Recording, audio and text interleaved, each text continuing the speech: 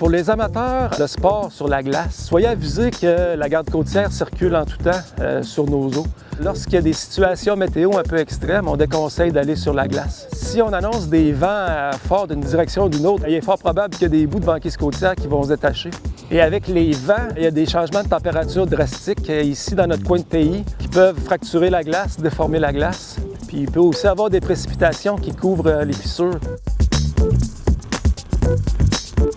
Lorsque vous êtes sur la glace, c'est important d'amener avec vous une veste de flottaison individuelle. Si jamais la glace cède sous vos pieds, bien, vous aurez un moyen de flotter et votre survie pourrait être rallongée avec cet outil-là.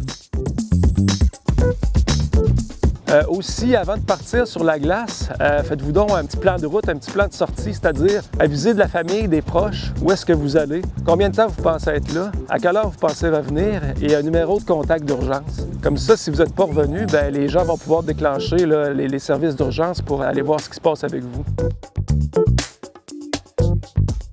Aussi, ce qui est important, ayez toujours un cellulaire chargé.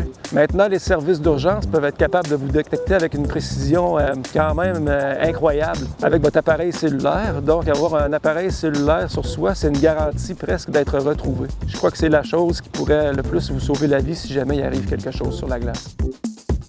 On peut avoir aussi un GPS chargé qui indique notre position, donc on sait à tout moment où on se trouve. Aussi, quand vous allez sur la glace, amenez une panoplie d'instruments de survie. Ça va des briquets aux lampes de poche, à la nourriture supplémentaire. Toutes ces choses-là sur la glace sont à prendre en considération.